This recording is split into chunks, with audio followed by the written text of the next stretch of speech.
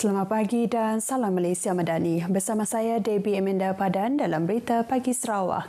Kerajaan Sarawak akan mengadakan perbincangan bersama institusi pengajian tinggi awam di negeri ini untuk mewujudkan pusat pengajian bahasa Iban.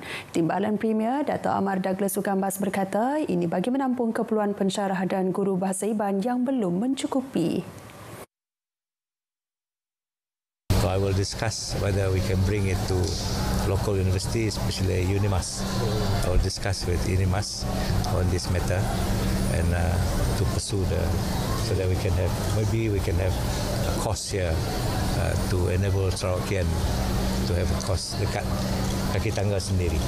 Setakat ini, Universiti Pendidikan Sultan Idris masih menyediakan program pendidikan bahasa Iban, namun turut berdepan masalah kekurangan pensyarah dalam bahasa tersebut. Malah, tiadanya pengambilan program ijazah sarjana muda pendidikan option bahasa Iban oleh Kementerian Pendidikan Malaysia pada 2021 dan 2022 turut merunsingkan.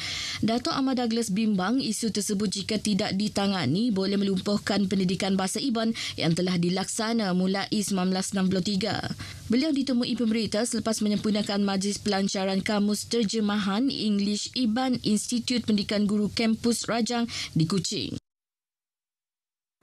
Pihak berkuasa tempatan di Sarawak merekodkan peningkatan dalam usaha kitar semula dengan purata penambahan sebanyak 30% setahun dari 2020 hingga 2022. Timbalan Premier Sarawak, Dato' Amar Dr. Sim Koo Hian berkata, kadar tersebut merupakan peratusan sisa sampah yang dialihkan dari tapak pelupusan melalui proses kitar semula. Ia sekaligus mencerminkan penerimaan konsep kurangkan, guna semula dan kitar semula atau 3R dalam kalangan masyarakat Sarawak ke arah mencapai status komuniti rendah karbon. Beliau yang juga Menteri Kesihatan Awam, Perumahan dan Kerajaan Tempatan berkata demikian pada majlis penyampaian hadiah program pertandingan kitar semula peringkat sekolah Zon Kuching dan Semarahan 2023 di Kuching. Teks ucapan beliau dibaca oleh Timbalan Menterinya Datuk Michael Ting Ming Ti. Mengenai kejayaan program berkenaan, beliau berkata sejumlah 285,112 kilogram barangan kitar semula berjaya dikutip oleh 73 sekolah yang mengambil bahagian dalam tempoh 6 bulan bermula pada Julai tahun lepas. Ia termasuk 204,251 kilogram dari sekolah-sekolah di zon Kuching dan Semarahan. Sebanyak 21 buah sekolah di Parlimen Santubong menerima inisiatif Sarapan Pagi Pelajar SPM 2024. Inisiatif di bawah tajaan Yayasan Kebajikan Negara, Kementerian Pembangunan Wanita, Keluarga dan Masyarakat itu membabitkan peruntukan RM5,000 untuk setiap sekolah. Menterinya Datuk Seri Nancy Sukri berkata, seorang pelajar menerima RM50. Mungkin namanya berbeza, tapi Alhamdulillah lah kita dapat mula membantu lagi. Terutama sekali pada tahun ini yang lebih teratur kerana dulu kita baru saja menubuhkan kerajaan, maka peruntukan itu berfasa, agak tidak berapa licin dah dari segi pembahagian peruntukan. Tapi Alhamdulillah tahun ini insyaAllah kita akan meneruskan seperti biasa. Beliau ditemui pemberita selepas menyerahkan simbolik inisiatif Sarapan Pagi Anak SPM dan Majlis Apresiasi Pelajar Cemerlang SMK Santubong. Seramai 104 pelajar SPM SMK Santubong menerima inisiatif tersebut. Datuk Seri Nancy yang juga Ahli Parlimen Santubong menambah, Parlimennya sentiasa memberi bantuan kewangan kepada mereka yang melanjutkan pelajaran di institusi pengajian tinggi awam dan swasta untuk meringankan beban ibu bapa. Bantuan kewangan berkenaan juga untuk memudahkan pelajar membeli alat pelajaran diperlukan dan jumlah bantuan bergantung kepada lokasi penerima melanjutkan pelajaran. Satu jawatan kuasa khas akan dibentuk bagi menyelesaikan kesesakan di Kompleks Imigresen, Kastam, Kuarantin dan Keselamatan ICQS Sungai Tujuh di Miri yang telah berlarutan sejak sekian lama. Jelas Menteri Pengangkutan Sarawak, Datuk Seri Lee Kim Shin, jawatan kuasa itu akan dibentuk selewat-lewatnya pada Mac ini.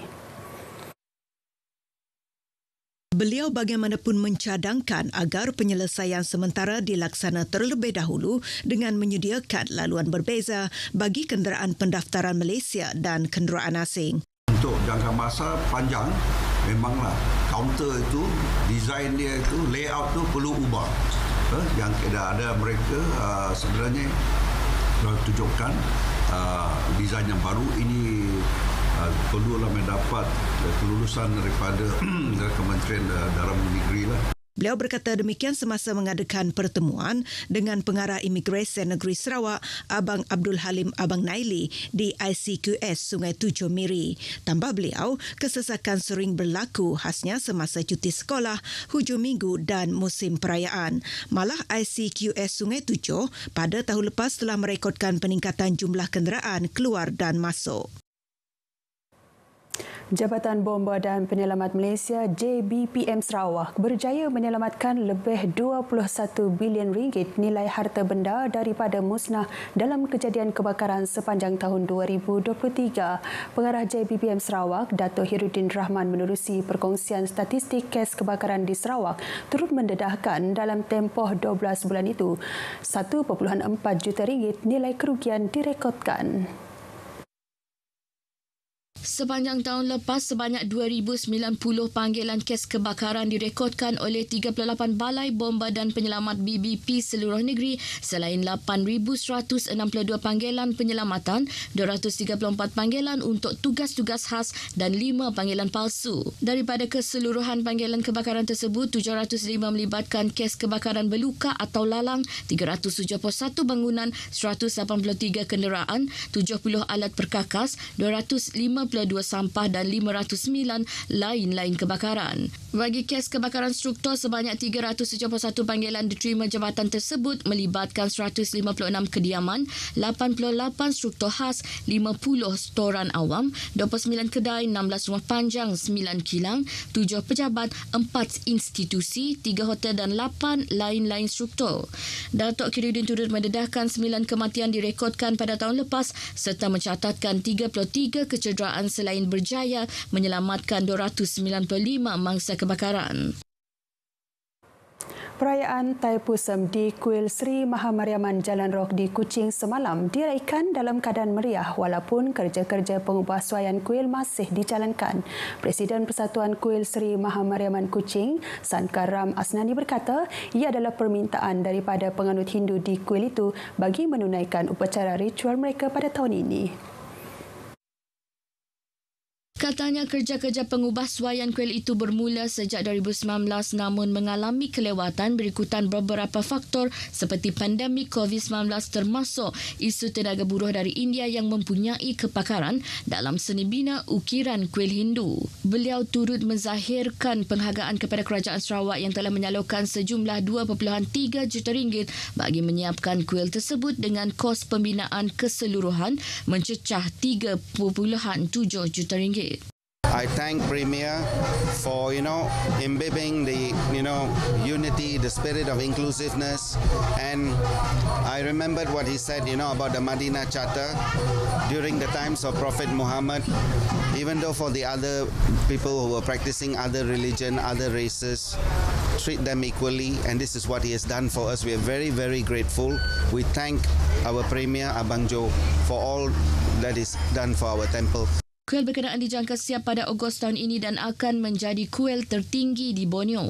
Shankar berkata demikian kepada RTM selepas menyertai perarakan Thaipusam di Kuil Sri Mahamariaman di Kuching.